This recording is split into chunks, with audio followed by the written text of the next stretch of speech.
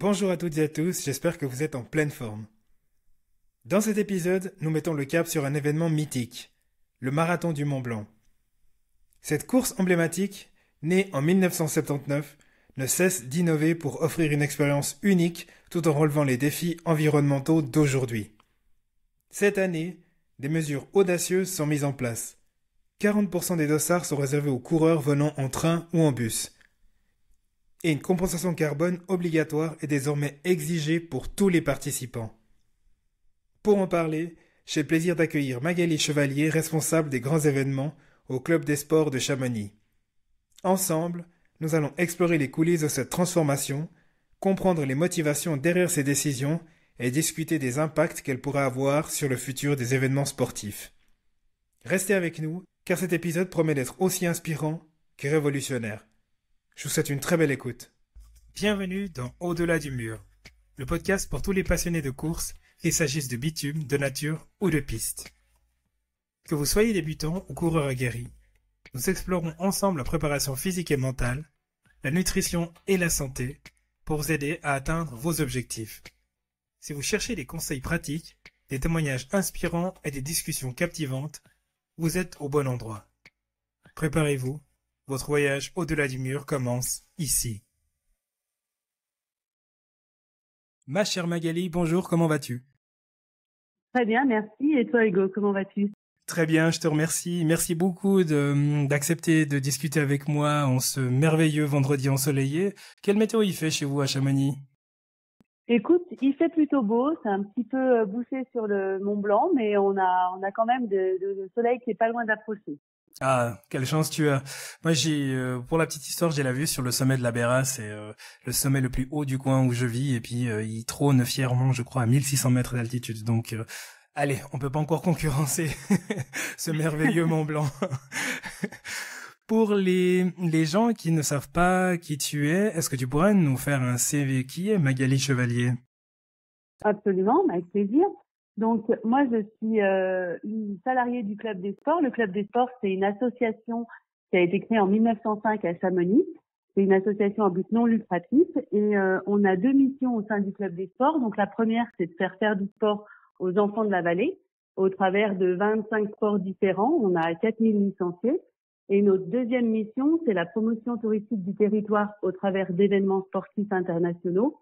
Ce sont le Marathon du Mont Blanc, la Coupe du Monde d'escalade et la Coupe du Monde de ski de Kandar. Et mon travail au sein du Club des Sports, c'est d'être responsable de l'organisation de ces trois événements. C'est magnifique. J'imagine que tes journées doivent être quand même assez chargées, hein?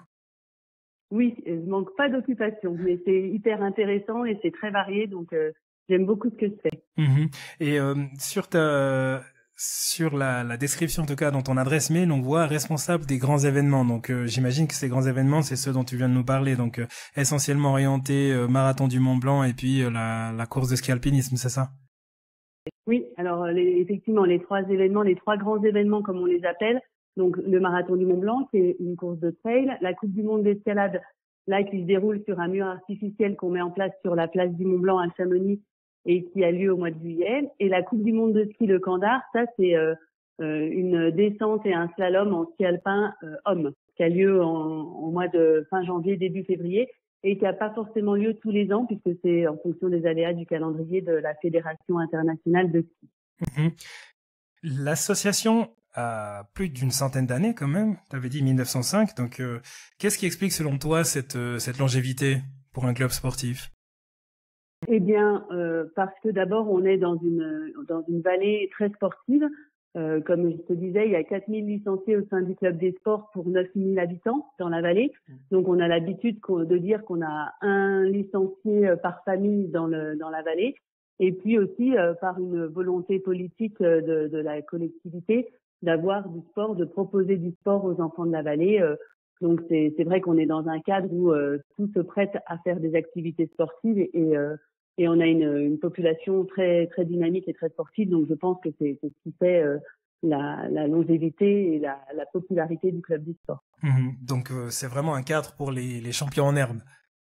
Exactement. On est très fiers de pouvoir dire que on a eu à chaque Olympiade hivernale un sélectionné du Club des Sports qui a participé aux JO d'hiver depuis 1924. Donc c'est pour nous une grande fierté. On est très fiers de ces champions chamoniards qui font briller les couleurs de Chamonix au plus haut niveau. Effectivement, donc vous avez l'habitude d'être sur le devant de la scène. Une des raisons pour laquelle on est en train de discuter aujourd'hui, c'est pour parler plus spécifiquement du marathon du Mont Blanc. Et puis une annonce, alors en tout cas vue depuis la Suisse, depuis ma petite Helvétie et ma Béra à 1600 mètres, c'est un peu un séisme dans le monde de la course à pied en montagne, du trail. Vous avez décidé de modifier les conditions d'attribution des dossards pour favoriser les personnes qui se déplaceraient en mobilité douce. Sans vouloir rentrer directement dans le vif du sujet, est-ce que tu peux nous expliquer un peu la démarche qui a mené à cette décision? Oui, bien sûr. Donc, comme je te le disais, on est avant tout des habitants de la vallée et on organise nos événements dans le but de la promouvoir, mais avec toujours quand même une volonté de ne pas l'impacter et de la préserver le plus possible. Donc, notre objectif, il est de préserver la vallée et de la partager. Et donc, depuis qu'on a créé le marathon du Mont Blanc en 1979, avec à l'époque une seule course, le Cross du Mont Blanc, eh bien, on a chaque année fait des actions pour organiser l'événement de la façon la plus propre possible. Donc, c'est pas récent qu'on fait des actions environnementales sur cette épreuve. On a commencé par supprimer les gobelets plastiques, imposer des contenants individuels aux participants. Ensuite, on a mis des éco-toilettes. On a limité le nombre de participants par course. Les actions, je pourrais en citer des dizaines et des dizaines. On a aussi une action assez forte qu'on a mis en place il y a 3 ans en arrière. On a supprimé toutes les bouteilles plastiques d'eau plate, d'eau pétillante et de coca de nos ravitaillements. Donc, c'est vrai qu'on est très attaché à ne pas impacter le moins possible notre vallée. Et du coup, pour analyser l'impact de l'événement, on réalise depuis 3 ans une analyse d'impact environnemental pour savoir un petit peu comment on se positionne, sur quels axes de travail on doit aller. Et il est ressorti de cette analyse d'impact que 96% de l'empreinte carbone de l'événement, elle était liée au transport des participants pour venir dans la vallée de Chamonix participer au marathon du Mont Blanc. Donc c'est vrai que ce chiffre, pour nous, il a été un petit peu un électrochoc. On faisait déjà beaucoup de choses, mais on s'est dit c'est super ce qu'on fait, mais il faut qu'on aille plus loin parce que ce n'est pas suffisant. On peut pas avoir envie de préserver notre vallée et accepter que le transport participant ait un tel impact dans l'empreinte carbone de l'événement. Donc c'est de là qu'est née cette idée. C'est juste c'est juste pharaonique, effectivement, de se dire que vous avez supprimé tout ce qui est contenant jetable. Alors oui, c'est les gestes qui sont effectivement importants, mais quand on regarde la proportion et qu'on se rend compte qu'on n'est pas forcément en train de cibler le vrai problème, c'est vrai que ça pose quand même des questions. Alors entre le moment où vous faites l'analyse de l'impact, de quelles sont les sources d'émissions les plus grandes et le fait de prendre des décisions, j'imagine qu'il y a quand même d'autres courses qui se sont peut-être déjà engagées vers cette voie ou qui se posent ce genre de questions-là. Passe encore le moment où on prend la décision et comment cette décision elle a été prise au sein du comité. Eh bien, c'est notre chance et c'est notre force au sein du club des sports, c'est que étant associatif, on n'a aucune pression financière, aucune pression de différents intervenants extérieurs, et donc on est une petite structure. Donc notre comité, il s'est réuni et puis il s'est dit comment faire pour changer les choses, pour changer ce chiffre, réduire ce chiffre, et on a réfléchi à différentes solutions et on s'est dit pour pouvoir aller plus loin, il faut que on augmente la part du transport en commun dans la mobilité des participants. Alors, on avait déjà des données, puisque pour pouvoir réaliser notamment notre analyse d'impact, on demandait depuis 3 ans aux participants lors de leurs inscriptions comment ils venaient à Chamonix pour participer à l'événement. Et on avait des données où les gens nous répondaient qu'il y avait en moyenne 20% des gens qui venaient en train ou en bus pour participer à l'épreuve. Et donc, c'est de là qu'est partie notre idée. On s'est dit, 20% c'est bien, mais c'est pas assez. On va augmenter, on va essayer de doubler ce chiffre et donc amener 40% des gens à venir en mobilité vertueuse, en transport en commun, dans la vallée de Chamonix. C'est de là que tout est parti, suite à l'analyse des différentes informations qu'on avait sur le transport des participants. Et une fois qu'on s'est dit, on va inciter 40% des gens à venir en transport en commun. Après, il a fallu se réfléchir à comment mettre en place ça. Et c'est là qu'on s'est dit, eh bien, on va réserver 40% des dossards de nos épreuves aux gens qui s'engageraient à venir en train ou en bus. Ok. Et comment est-ce que vous vérifiez cette proportion-là? Alors, donc on a pour ça, il faut savoir que pour pouvoir s'inscrire au marathon du Mont Blanc, il faut participer à un tirage au sort parce qu'on a beaucoup plus de demandes que de places. Donc, il y a 10 000 personnes qui participent aux 8 courses du marathon du Mont Blanc. Et pour pouvoir tenter de s'inscrire, donc il faut faire un tirage au sort. Et l'année dernière, on a eu plus de 33 000 demandes d'inscription au tirage au sort. Alors, toutes les courses ne sont pas soumises à tirage au sort. Seules les courses les plus emblématiques le sont, puisqu'on a des courses pour les enfants. On a un mini-cross où il y a 1000 enfants qui participent. On a un kilomètre vertical qui n'est pas soumis à tirage au sort. Mais les 4 épreuves les plus emblématiques, que sont le 90 km, le 42 km, le 23 et le duo étoilé, elles sont soumises à tirage au sort. Ces 4 courses, ça représente 6 000 inscriptions. Et du coup, c'est 33 000 personnes qui essayent de s'inscrire au tirage au sort pour pouvoir bénéficier de ces 6 000 dossards. Donc, on s'est dit, eh bien, ces dossards train-bus, comme on les appelle, pour pouvoir les affecter, on ne va pas les soumettre au tirage au sort et on va donner la possibilité aux gens qui seraient enclins à s'inscrire dans cette démarche de s'inscrire sans passer par le tirage au sort. On savait pas non plus, au moment où on a pris la décision, si la mesure allait être bien acceptée de la part des participants. Donc, on s'est dit, pour récompenser les gens qui s'inscriraient dans cette démarche, on ne les soumettra pas au tirage au sort. Donc ça, c'est la première chose. Si on souhaite un dossard train-bus, on ne passe pas par le tirage au sort. Et du coup, les inscriptions ont lieu à l'automne, au mois d'octobre. Et donc, quand on a ouvert les inscriptions, on ne savait pas si les dossards allaient partir vite, pas vite, si ça allait bien marcher. Et on a été très heureux de constater que les coureurs étaient prêts à nous suivre dans cette démarche, puisque au moment de l'ouverture des inscriptions, tous les dossards train-bus ont été vendus en moins d'1 minute. Waouh. Waouh. Donc, c'est très positif. Tu vois, ça veut dire que les gens, ils sont... Alors, c'est vrai qu'ils ont très envie de participer à l'événement, mais ils sont aussi prêts à changer leur mode de transport pour pouvoir participer à l'événement et pour pouvoir s'inscrire sans passer par le tirage au sort. Et puis, ensuite, malheureusement, on sait que il faut un petit peu de contrôle, surtout les premières années. On l'a bien vu quand on a mis en place du matériel obligatoire sur les courses, type le gobelet, etc. Eh bien, les premières années, on faisait énormément de contrôle sur le matériel obligatoire. On sait que si on ne contrôle pas, malheureusement, l'engagement des gens ne va pas jusqu'au bout pour toutes les personnes. Donc, les personnes qui bénéficient des dossards train-bus ont l'obligation de télécharger sur leur bulletin d'inscription avant le 4 mai leur billet de train ou de bus et on vérifie les billets de train ou de bus pour vérifier que ça correspond aux engagements pris par les coureurs. C'est vraiment admirable parce que justement, moi, je me posais la question...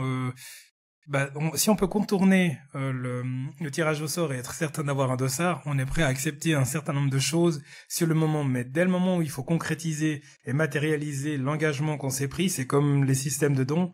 Des fois, ça devient un peu plus compliqué. Et je salue justement le fait que vous ayez réalisé l'exercice jusqu'au bout en vous assurant de pouvoir contrôler effectivement que tout un chacun aura montré patte blanche et puis aura respecté sa part du contrat. De toute façon, ce qu'on espère, c'est que les gens seront le plus vertueux possible. Donc, qu'on n'aura personne à qui il faudra tirer l'oreille. Mais après, on sait bien que s'il n'y a pas un système de contrôle, notamment les Français, on aime bien un petit peu contourner parfois la loi, le règlement, la vitesse limitée, les choses comme ça. On sait qu'on a besoin d'avoir un petit système de contrôle les premières années pour être sûr que tout le monde joue le jeu. Donc, vous avez mis en place ce système pour réserver les dossards aux personnes qui se déplaceraient à travers les moyens de mobilité douce et respectueuse de l'environnement, j'imagine que ça a quand même un impact sur les infrastructures et puis sur le nombre de trains roulants et de bus qui devront être mis à disposition pour la manifestation. Donc vous avez dû discuter aussi avec les transporteurs en amont, j'imagine. Oui, tout à fait. Alors, autant pour venir à Chamonix, ça n'a pas forcément un impact très, très important puisque Chamonix, on a la chance d'être bien desservi par le train, bien desservi par des lignes de bus régulières au départ de grandes villes, notamment sur les villes françaises environnantes. Mais par contre, et puis parce que aussi les coureurs se répartissent sur 3 jours, étant donné qu'on a l'événement il se déroule du vendredi 27 au dimanche 29, et que il y a des gens qui arrivent dès le début de semaine, d'autres le mardi, le mercredi. Enfin, les gens arrivent un peu au fil de l'eau dans la vallée, mais effectivement, tu as tout à fait raison. Une fois qu'ils sont dans la vallée, il y a un vrai enjeu de transport pour être sûr que tout le monde puisse voyager facilement, se rendre de son hébergement sur le départ de la course, etc. Donc, on discute avec la SNCF pour la ligne Mont-Blanc Express, c'est la ligne qui dessert Saint-Gervais-les-Bains-le-Fayet à Valorcine, donc qui dessert la vallée de Chamonix, et puis avec le transporteur de cars qui s'appelle Chamonix Mobilité, pour pouvoir avoir des bus supplémentaires pour se rendre au départ des courses, des trains supplémentaires pour se rendre au départ des courses, et puis idem, des bus, des trains, etc. le soir pour pouvoir rentrer. Notamment la nuit, puisqu'on a des courses qui se terminent en pleine nuit à 2, 3, 4 heures du matin, comme le 90 km, où le temps maximum est de 25 heures. Les coureurs partent à 4 heures du matin le vendredi matin, et puis les derniers vont arriver autour de 3 heures du matin, 4 heures du matin, 5 heures du matin dans la nuit de vendredi à samedi. Donc il faut que ces gens, on puisse les ramener chez eux. Et à ces horaires-là, il n'y a plus de transport en commun. Donc, on a mis en place un système de navette de l'organisation qui attend les coureurs sur la ligne d'arrivée, qui les rassemble et puis qui les ramène dans leurs différents hébergements dans la vallée de Chamonix. Et ça, justement, ça m'amène à l'autre aspect. J'imagine que vous avez dû aussi réfléchir et ça vous a causé certainement des nœuds au cerveau. C'est la partie hébergement parce que les personnes qui venaient en voiture jusqu'à maintenant, j'imagine que elles s'inquiétaient pas trop de leur heure d'arrivée en se disant au pire je dors dans ma voiture ou alors je rentre chez moi directement. Donc au niveau des hébergements, j'imagine que vous avez aussi dû aborder cette question-là avec les hôteliers de la région. Alors pas trop, parce qu'il faut savoir qu'il y a 80 000 lits touristiques dans la vallée de Chamonix, qui est assez important. Et du coup, on n'a pas trop de problèmes pour que les coureurs puissent trouver de l'hébergement dans la vallée. Donc, on voit quand même qu'il y a un effet sur l'hébergement avec cette mesure, parce que à ce jour, quand on cherche de l'hébergement dans la vallée, on trouve tous les hébergements les plus accessibles en termes de tarifs ont déjà été réservés, mais il reste encore un grand nombre d'hébergements parce que 80 000 lits touristiques. Nous, le marathon du Mont-Blanc, c'est 10 000 coureurs et 30 000 accompagnants, donc environ 40 000 personnes. Donc, c'est la moitié de la capacité hôtelière de la vallée. Donc, là-dessus, on n'avait pas d'inquiétude sur l'hébergement des gens dans la vallée. Mmh. Effectivement, c'est les chiffres qui sont juste hallucinants. Je m'imaginais même pas ça. Et puis donc c'est toutes ces modifications, toutes ces discussions, j'imagine qu'au sein du comité, ça a quand même amené son lot de nouveautés, son lot de nouvelles discussions pour une organisation qui, je serais tenté de dire, roulait. Vous aviez vos habitudes au niveau des transports, la sécurité, etc. Donc, il y a aussi un vrai enjeu au sein du comité pour se challenger et puis apporter des solutions à des nouveaux problèmes ou des nouveaux couacs qui pourraient arriver. Bah oui, t'as tout à fait raison. C'est sûr que on pourrait se dire, de toute façon, le marathon du Mont-Blanc, ça fait depuis 1979 qu'on l'organise, ça roule, c'est facile, on sait ce qu'il faut faire.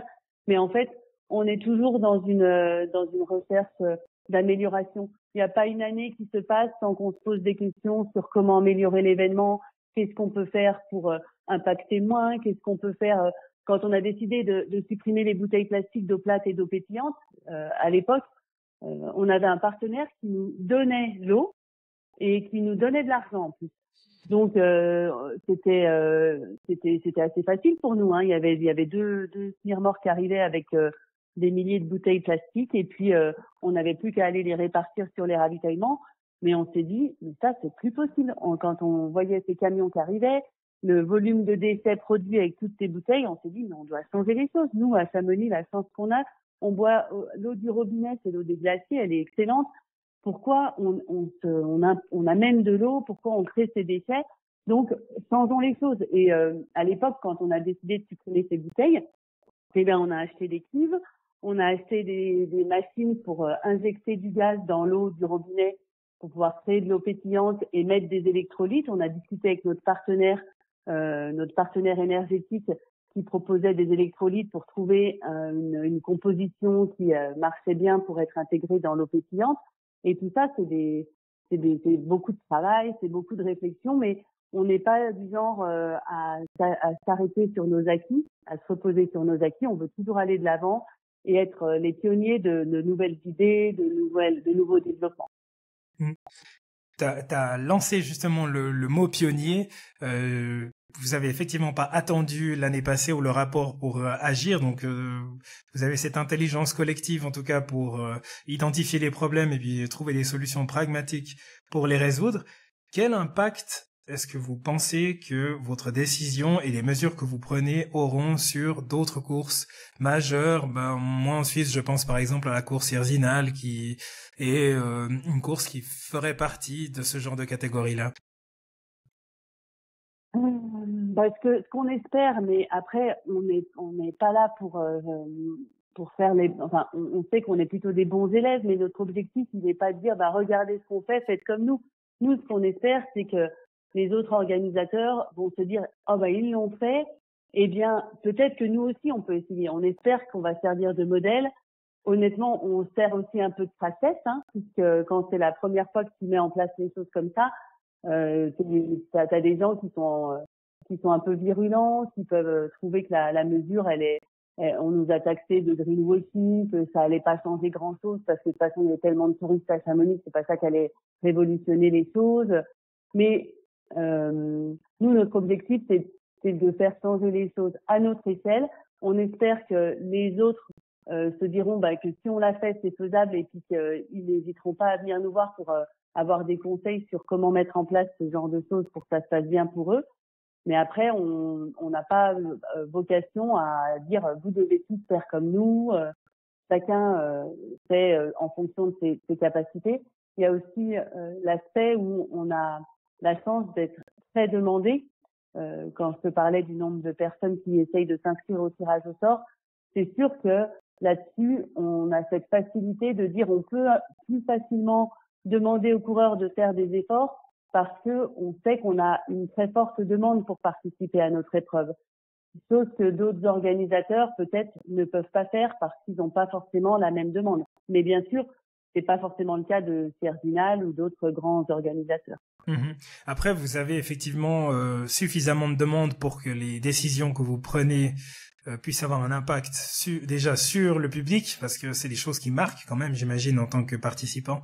Tu parlais avant, effectivement, des gens qui vous taxaient de greenwashing. J'ai suivi de très près sur les réseaux sociaux les annonces qui ont été faites l'année dernière, et effectivement, pour la personne qui doit changer ses habitudes et qui se retrouve contrainte de changer ses habitudes, forcément, elle se voit entravée dans sa pratique sportive, et puis elle se dit, purée, encore un truc qui va me mettre des bâtons dans les roues et m'empêcher de réaliser le sport que j'aime. Après, ce que je trouve extrêmement ambigu, et je suis le premier aussi à l'admettre pour mon cas de figure, c'est que toutes les personnes, j'imagine, qui participent au Marathon du Mont Blanc, quand on leur demande pourquoi elles viennent là, dans les 3 premières raisons qu'elles vont citer, j'imagine qu'elles vont dire que parce qu'elles adorent la nature et les paysages. Et puis après, dès le moment où on va leur dire, pour préserver la nature et le paysage, on va mettre en place des mesures drastiques de limitation de l'empreinte carbone des personnes qui se déplacent, là, le discours et la posture, elle change totalement. Donc, il y a quand même cette ambivalence chez les gens de passer de la réflexion à l'axe qui est quand même assez extraordinaire. C'est pour ça, pour en venir justement au fait que vous êtes une immense structure, c'est que oui, vous n'êtes pas des donneurs de leçons, mais vous avez su aussi endosser, je dirais, un certain rôle moral pour tenter de changer les choses, comme tu disais, à ton niveau. Et ça, il faut vraiment le souligner. Bravo. Ouais, c'est gentil. Mais tu sais, on est avant tout Chamonniard. Moi, je suis née à Chamonix. Quand j'étais petite, je pouvais aller au pied du glacier des Bossons. C'est le glacier qui descend jusqu'au cœur de Chamonix. On allait à pied au pied du glacier des Bossons en 10 minutes de marche. Désormais, le glacier des Bossons, il a tellement fondu qu'il est, il a la moitié de la montagne, quoi. Donc, on voit au quotidien les effets du réchauffement climatique. On les vit au quotidien. Les glaciers, ils fondent. La montagne, tous les étés, il y a des éboulements dans la montagne parce que le permafrost, ils fond parce qu'il fait trop chaud. L'hiver, au lieu de neiger, il pleut parce que 3 degrés d'écart, ça fait que au lieu de neiger, c'est la pluie qu'on a. Et vraiment, on sent au quotidien ces effets du réchauffement climatique. Donc, pour nous, on considère qu'on a une responsabilité. On veut continuer à faire partager notre vallée avec ce bel événement qu'est le Marathon du Mont Blanc, mais on veut aussi que les gens ils se rendent compte qu'il y a un impact quand on organise un événement et qu'on essaye de faire en sorte de réduire cet impact. Notre autre fil conducteur, c'est de se dire plus que les autres organisateurs, plus qu'on espère à notre humble niveau, c'est faire changer les mentalités. C'est de se dire quelqu'un qui est venu au Marathon du Mont Blanc en train et qui aura vécu une belle expérience parce que finalement, il sera parti de chez lui, il n'aura pas été fatigué, il a pu se reposer dans le train, il n'a pas eu à conduire pendant 3-4 heures. Ça se trouve, il a rencontré des gens sympas qui font la même démarche que lui. Et puis après sa course, il est crevé, donc il repart en train au lieu à nouveau d'être fatigué en voiture, etc. Il peut se reposer. Et on se dit, peut-être que quand ils reviendront à Chamonix ou quand ils iront sur une autre course, ils reproduiront à nouveau ce mode de transport. Ce qu'on espère, c'est qu'en forçant un petit peu les gens, derrière, on leur fasse changer sur le long terme leur mode de transport pour venir à Chamonix ou pour aller sur d'autres courses. Et ça, c'est juste admirable. Il y a que comme ça, effectivement, qu'on arrive à faire en sorte que les choses elles bougent.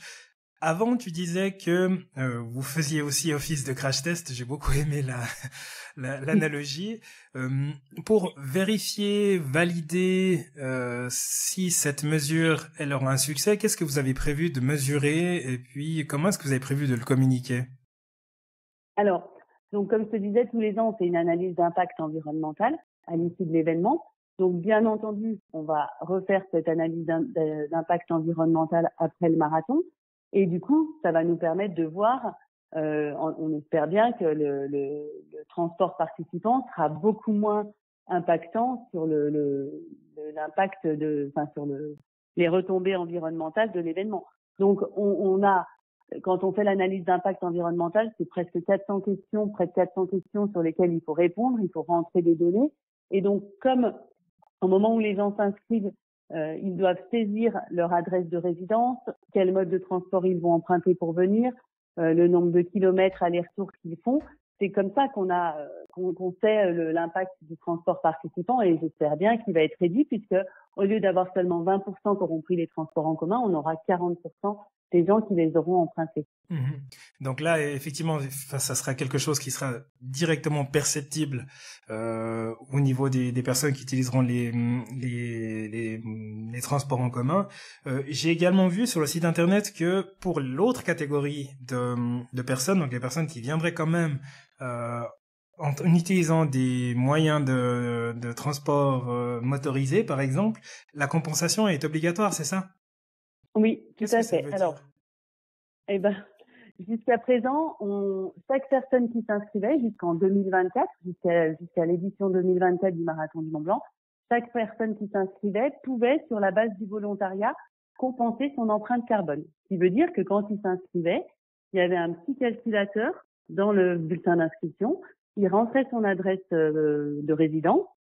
Il avait ensuite les modes de transport qui lui étaient proposés et en fonction des modes de transport, ça lui disait les kilos de CO2 qui allaient être émis avec son transport. Et puis ensuite, il avait une question où il pouvait, une question commerce, entre guillemets, comme on dit, où il pouvait remplir sur la base du volontariat l'argent qui correspondait aux émissions de CO2 qu'il allait émettre avec son transport. Donc ça faisait 2 ans qu'on proposait cette compensation carbone sur la base du volontariat. Et du coup, on s'est dit, là, pour 2025, on va plus seulement le proposer sur la base du volontariat, on va le rendre obligatoire. Puisque, toutes les émissions qu'on n'aura pas pu supprimer ou réduire, on va imposer aux gens de les compenser, de la compenser de façon obligatoire. Donc, toute personne qui s'inscrit au Marathon du Mont Blanc doit payer sa compensation carbone liée à son transport. Et même les participants qui s'engagent à venir en train ou en bus. Il faut savoir que en train aussi, il y a un petit peu d'impact, en bus également, même si c'est réduit par rapport à une voiture individuelle. Donc, à chaque personne qui s'inscrit, elle rentre son adresse de résidence, ça lui propose des différents modes de transport et elle sélectionne le mode de transport correspondant et ensuite, ça lui inclut dans son bulletin d'inscription les coûts de la compensation carbone à payer. C'est limpide. Pour ma curiosité, est-ce que tu saurais me dire combien coûte le kilogramme de CO2, par exemple, à la compensation? Alors, il faut savoir qu'il n'y a pas de règle officielle sur le prix d'un kilo de CO2. On considère les industriels, quand ils doivent payer les tonnes de CO2 émis, le tarif est d'environ 6 € la tonne. Donc c'est vraiment pas très très cher, hein, et donc nous on trouvait que c'était pas très représentatif et on trouvait que c'était pas réellement juste d'appliquer ce prix-là puisque ça voudrait dire 0,006 euros par kilo de CO2, donc c'était un petit peu c'est pas très engageant. Non, et puis ça avait pas vraiment de sens. Donc on s'est fait quand même conseiller par l'agence ERCOP qui travaille avec nous sur la compensation carbone et qui nous a dit il semblerait juste de proposer quelque chose autour de 0,06 centimes le kilo de CO2. Donc c'est pas très élevé non plus, mais c'est déjà plus juste. On considérait que c'est déjà plus juste. Donc voilà à combien est le kilo de CO2 sur la compensation carbone pour le marathon du Mont Blanc. Magnifique. Et si j'ose m'exprimer crûment, vous allez faire quoi avec le magot? Eh bien, comme je te le disais, donc nous on est une association, hein, une association but non lucratif, et cet argent on va pas le garder pour nous. Il est prévu qu'il soit reversé intégralement, mais comme par le passé avec l'argent qui était donné sur la base du volontariat les années dernières, on le reversait intégralement à des associations qui font des choses pour la compensation carbone. Alors à ce jour, les associations n'ont pas été validées définitivement. Il y en a beaucoup qui font de la compensation carbone. Il y en a aussi beaucoup qui nous ont contactés quand ils ont vu qu'on avait mis en place ça. Et du coup, on a, avec le comité d'organisation, on est en train d'étudier les différentes associations pour choisir des structures qui font des choses qui, pour nous, ont du sens et sur lesquelles on est sûr que l'argent sera vraiment utilisé de façon durable, pérenne pour la compensation carbone et pas juste on donne l'argent comme ça à une association dont on n'est pas vraiment sûr de ce qu'elle fera avec. C'est magnifique, j'ai presque l'impression que la boucle est bouclée, alors le cercle n'est peut-être pas parfait, comme tu le disais avant, mais je serais tenté de dire qu'à votre échelle, vous avez quand même très très bien pensé les choses et puis je me réjouis en tout cas vraiment d'entendre les suites de cette histoire.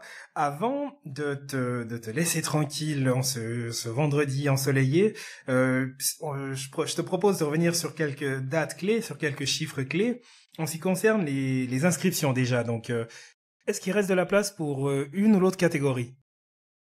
Alors, il reste très très très peu de place puisque donc toutes les courses emblématiques sont complètes. 90, 42, 23 et puis duo étoilé, celles-ci elles sont complètes. Le 10 km et le kilomètre vertical, il reste à peine une cinquantaine de dossards sur l'ensemble de ces deux courses.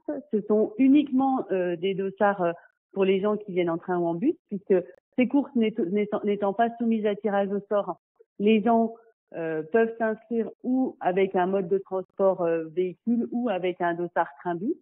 Donc, il reste uniquement une cinquantaine de dossards sur ces courses en transport train-bus.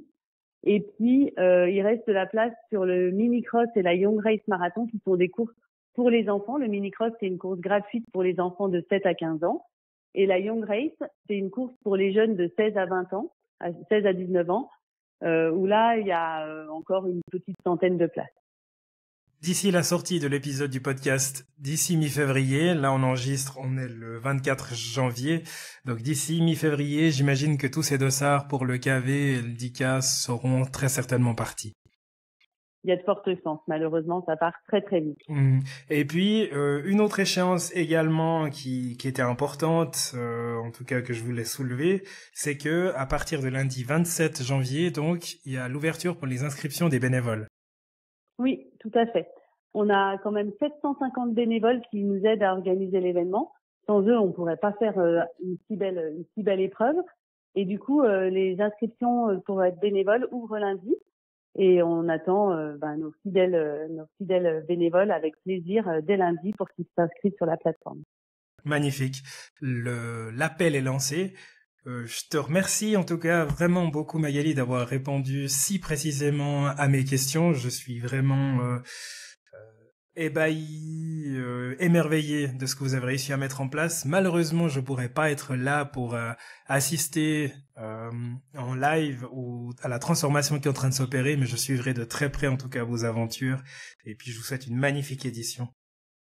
Merci Hugo. Et puis à savoir que si t'es pas à nos côtés, on aura quand même un live qui retransmet sur les réseaux toutes les épreuves. Donc n'hésite pas à te connecter et à suivre en live les épreuves du marathon du Mont Blanc. Alors je le ferai, ça c'est garanti. Donc rendez-vous est pris entre, tu disais, la semaine du 26-27 juin, 26, voilà, 27 au 29 juin. Exactement. Génial. Donc rendez-vous est pris. Merci beaucoup Magali, je te souhaite une très belle fin de semaine et une excellente édition. Et encore bravo. Merci Hugo, merci pour ce temps consacré. Avec plaisir. Ciao.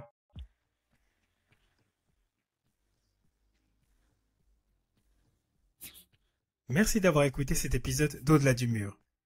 Si le sujet vous a inspiré ou intrigué, n'oubliez pas de vous abonner pour ne rien manquer des prochains épisodes.